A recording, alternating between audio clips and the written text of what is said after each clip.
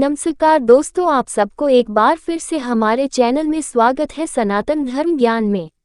अगर आपको हमारे चैनल से कुछ सीखने को मिला हो तो कृपया हमें सब्सक्राइब करें। तो चलिए वीडियो को शुरू करते हैं। एक बार की बात है, भगवान शिव एक जंगल में विचरण कर रहे थे।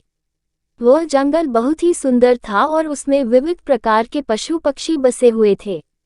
वहां शिवजी ने एक अद्भुत चिड़िया को देखा। वह चिड़िया बहुत ही सुंदर और प्रफुल्लित रंगों में धूमिल दिख रही थी। शिवजी ने उसे अपने पास बुलाया और वहां बैठे चिड़िया से पूछा, ओ चिड़िया, तुम कैसे इतनी सुंदर और प्रकृति के साथ सजी हुई लग रही हो?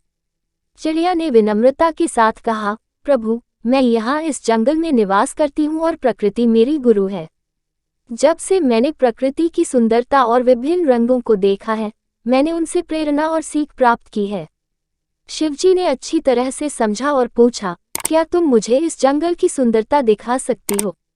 चिड़िया ने प्रसन्नता के साथ कहा, आपकी इच्छा पूर्ण करते हुए मैं आपको जंगल का एक आध्यात्मिक दर्शन करवा सकती हूँ।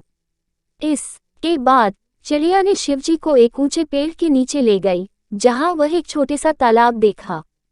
तालाब में पानी की सतह पर तारे छिड़क रहे थे और पेड़ के पत्तों को धीरे धीरे झूल रही थी।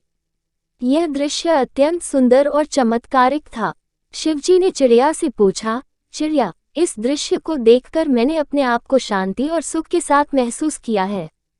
क्या यही तुम्हारा रहस्य है?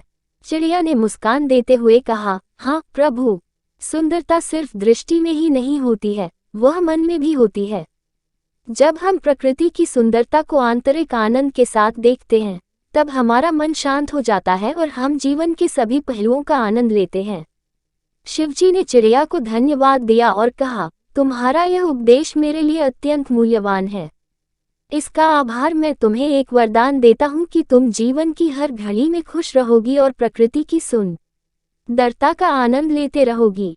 इस तरह चिड़िया की इस अद्भुत कथा से हमें यह समझ मिलता है कि सुंदरता हमारे आसपास है, हमें बस उसे देखने की दृष्टि और आंतरिक आनंद की अवधारणा की जरूरत होती है। प्रकृति हमें अपनी महानता और सुंदरता का संदेश देती है, हमें स्थिरता और आत्मिक सुख के प्रतीकों के रूप में।